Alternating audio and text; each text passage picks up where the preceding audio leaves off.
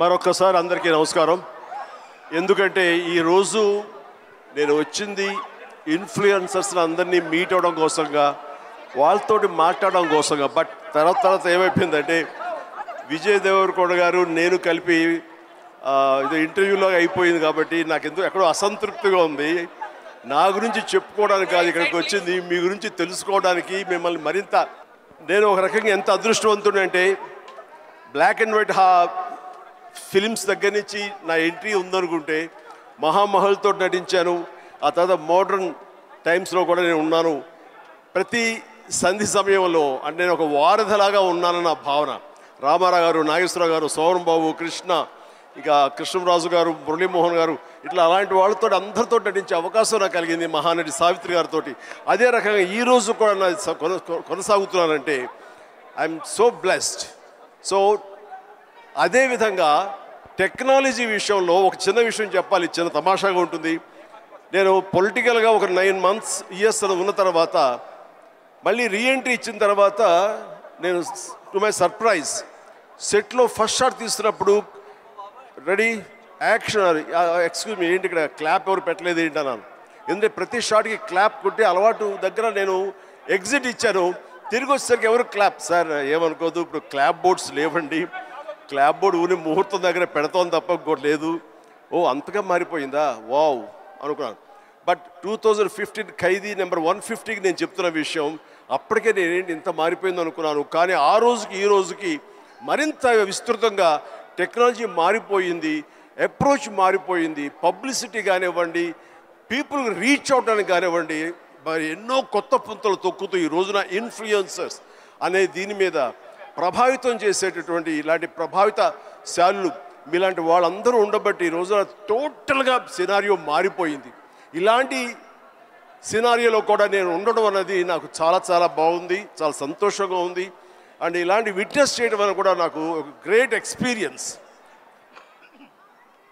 And ఎంతగా నేను కూడా ఎడిక్ట్ అయిపోతున్నానంటే స్లోగా ఏ పని చేసుకుంటున్నా సరే మధ్య టైం దొరికితే జస్ట్ చూస్తూ ఆ రీల్సో మీమ్సో లేకపోతే అవన్నీ చూసుకుంటూ ఆ టిక్టాక్లు ఉన్న రోజుల్లో టిక్టాక్ లాంటి ఇంకో అదర్ది చూసుకుంటూ ఆయన ఇన్స్టా చూసుకుంటూ ఉంటే ఎంత తెలియకుండా టైం పాస్ అయిపోతుంది. వావ్ ఏంటిది, ఇంత టెక్నాలజీ, ఇంత హైలీ టాలెంటెడ్ పీపుల్ ఉన్నారు అని చెప్పేసి వాళ్ళందరూ చూస్తే ఎంతో ముచ్చటగా ఉంది. ఈ రోజున స్టేజ్ మీదకి వచ్చినట్టు 5-6 మందిని కలిసారు, ఇక్కడ మరెంతో మంది ఉన్నారు. మీరందరినీ నేను దగ్గర నుంచి చూస్తే కనుక ఎక్కడో ఎప్పుడో మీ గురించి చూసిన వాడినే అవుతాను. అంటే ఆల్ నూక్ అండ్ కార్నర్కి పెనిట్రేట్ అవడానికి, మీ కుతూహలం చెప్పుకోవడానికి ఈ రోజున ఈ మొబైల్, ఈ యొక్క టెక్నాలజీ ఎంతగా ఉపయోగపడింది అంటే అంత ఇంత కాదు. ఇది మీకు డబ్బులు తెచ్చిపెట్టడమే కాకుండా మీకు కీర్తిని, గుర్తింపు కూడా తీసుకొచ్చింది. కాబట్టి ఇలాంటి దాన్ని చక్కగా వినియోగించుకుంటూ మీరు మీ కుటుంబానికి ఉపయోగపడుతూ ఫైనాన్షియల్గా మీరు స్ట్రెంగ్తన్ అవుతూ తద్వారా మీరు సెలబ్రిటీస్ అవుతూ ఎక్కడికి వెళ్ళినా సరే గుర్తింపు తెచ్చుకుంటూ ఉంటున్నారు. చాలా బాగా వినియోగించుకుంటున్నారు. దీన్ని మరింత పాజిటివ్ సైడ్ 10 మందికి ఉపయోగపడే విధంగా మీరు ఇది వినియోగించుకుంటూ ముందుకు వెళ్ళగలగాలి. ఇలాంటి వాళ్ళందరూ గైడెడ్ మిసైల్స్ లాగా ఉన్నారు. ఒక్కొక్కరు మిసైల్ లాంటి వాళ్ళు ఇన్ఫ్లుయెన్సర్స్. అలాంటి ఇన్ఫ్లుయెన్సర్స్ అందరినీ కలిపి ఒక వేదిక మీద తీసుకురావాలి, ఒక చోట ఒక అసోసియేషన్, ఫెడరేషన్ కింద వీళ్ళందరినీ ఉంచాలని మన ప్రసాద్ గారు, ఏబిఎన్ ప్రసాద్ గారు ఆయన నిర్ణయించుకుని కొంతమంది తోటి, అలాగే శేఖర్ గారు, ఇలాగా కొంతమందితో లోకేష్, శ్రీనివాస్, ఇలాంటి కొంతమంది, దివ్య, కోడి దివ్య అండ్ ఇలాంటి వాళ్ళందరూ కొంతమంది ఒక గ్రూప్గా ఏర్పడి మేము వాళ్ళందరికీ ప్రొటెక్షన్గా ఉంటాము, వాళ్ళకి కావాల్సినటువంటి జీవిత బీమా కానివ్వండి, హెల్త్ కార్డు సంబంధించినవి ఇవన్నీ ఇస్తూ వాళ్ళకు భరోసాను కల్పిస్తూ వాళ్ళకు ఒక గుర్తింపుని కలగజేస్తూ వాళ్ళందరికీ ఒక అసోసియేషన్ ఉన్నామంటే ఆ బలం వేరు. అలాంటిది భరోసాగా మేము ఉంటాం అనుకుంటూ ఆ థాట్ రాగానే ప్రసాద్ గారు please you should come forward అని మీ గ్రూప్తో రండి, లోకేష్, వీళ్ళందరూ కూడాను చాలా ఎన్ని కష్టాలు రావచ్చు, వాళ్ళకి ఎదురు ప్రతికూల పరిస్థితి కూడా ఉండొచ్చు, వీటిని అధిగమించి మనం చెయ్యాలి అని నిస్వార్థంగా ఇంతమంది ఇన్ఫ్లుయెన్సర్స్ ఉన్నారు. ఇది పవర్. వీళ్ళందరినీ గైడెడ్ మిసైల్స్గా ఛానలైజ్ చేయాలి, then they will become very influential అవుతారండి. సో అలాంటివి తీసుకొస్తున్నారు. మీరు రావాలి చిరంజీవి గారు, మీరు వస్తే కనుక ఖచ్చితంగా దీనికి ఒక ఇది ఏర్పడుతుంది, గుర్తింపు వస్తుంది అని అన్నప్పుడు నాకు దీని గురించి ఏమి తెలియదు సార్, నన్ను ఎంత ఫిట్ అవుతానంటే ఈయన అంటారు మీరే పెద్ద ఇన్ఫ్లుయెన్సర్ సార్, మిమ్మల్ని చూసుకుంటూ ఇండస్ట్రీకి ఎంతోమంది వచ్చారు. ఈ రోజున 90% డైరెక్టర్స్ చూసుకున్నా, 90% యాక్టర్లను చూసుకున్నా, ఎవరిని చూసుకున్నా సరే మనం ఏమీ కాకపోయినా సరే అంత అవ్వచ్చు, ఆ ఎత్తుకు వెళ్ళొచ్చు అనడానికి చిరంజీవి గారు మీరు ఎంతోమంది ఇన్ఫ్లుయెన్స్ చేశారు. సో మా ఇన్ఫ్లుయెన్సర్స్కే మీరు పెద్ద ఇన్ఫ్లుయెన్సర్. మీరు ఈ ఫంక్షన్ రావడం అనేది సబబు. వచ్చి ఒక ముక్క చెప్పినా ఏం చెప్పినా వాళ్ళకి వెనకాల మేము ఉన్నామని ఒక్క మాట మీరు అంటే కనుక వాళ్ళకుండే భరోసా వేరు, వాళ్ళకుండే ధైర్యం వేరు అని చెప్పినప్పుడు ఎస్ నేను వస్తాను. ఎందుకంటే ఈ చిన్నపాటి ఎంకరేజ్మెంట్ వాళ్ళకి ఎంత బలాన్ని ఇస్తుంది, 1000 ఏనుగుల బలాన్ని ఇస్తుంది.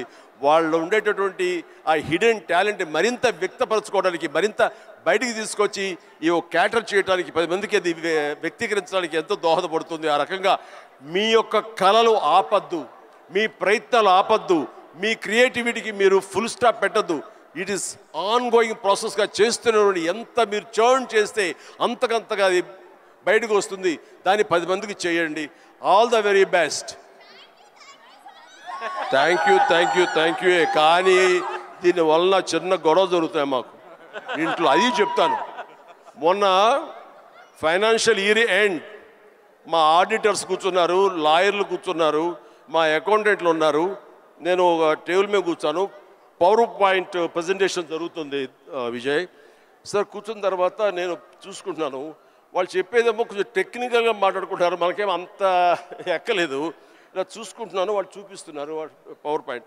నేను కెలుక్కున్నాను. నేను చూసి ఏం తెలుసా, మా పాప నేర్పింది తమిళనాడులో విలేజ్ కుకింగ్ అని. ఎల్లారు వాంగ ఆల్వేస్ వెల్కమ్స్ యూ అని. అదేదో చూస్తాను, వంటలేదు అదే చాపింగ్ బాగా కొడుతున్నారు. వాళ్ళు అంటున్నారు సార్ మీరు ఇవేమి మీరు నోట్ చేసుకోకర్లేదండి, ఇది సాఫ్ట్ కాపీ మీ ఇంటికి పంపిస్తాం అని అన్నారు. ఓహో అలా అనుకున్నారు, మీకు అలా అర్థమైందా అని చెప్పాడు. అట్లాగా ఏ పని కుదురుగా చేసుకోనివ్వట్లేదు. ఆఖరి ఇంట్లో సంస్థ అది కూడా పాడు చేస్తున్నారు. ఇలా అయిపోయింది మీ ఇన్ఫ్లుయెన్స్ నా మీద, ఇంత ప్రభావం చూపిస్తుంది. కాబట్టి ప్లీజ్ నేను కొంచెం అంత ఎడిక్ట్ అవ్వకుండా జాగ్రత్త పడడానికి ప్రయత్నం చేస్తాను. కానీ నాలాంటి వాడిని కూడా ఎడిక్ట్ అయ్యేలా చేయగలిగిన సత్తా మీకుంది, చెయ్యండి. అండ్ తద్వారా మీరు ఆర్థికంగా పరిపుష్టత ఏర్పరచుకోండి. మీ కుటుంబానికి చేదోడు వాదోడుగా ఉండండి. మీరు సంపాదించిన దాంట్లో కొంత మొత్తాన్ని సొసైటీకి మీరు ఏర్పాటు చేయండి, వెచ్చించండి. తద్వారా మీ వలన సొసైటీ బాగుపడుతుంది, ఎంతకంతో లబ్ధి పొందుతుంది. తద్వారా ఉభయత్ర ఉపయోగం ఉంటుంది. కానీ ఈ రోజున వీరు చేస్తున్న ఈ గ్రూప్ చేస్తున్న ప్రయత్నం ఇది మరింత బలోపేతం అయ్యి ఇప్పుడు తెలుగు సంబంధించినటువంటి డిజిటల్ మీడియాగా ఏర్పడింది.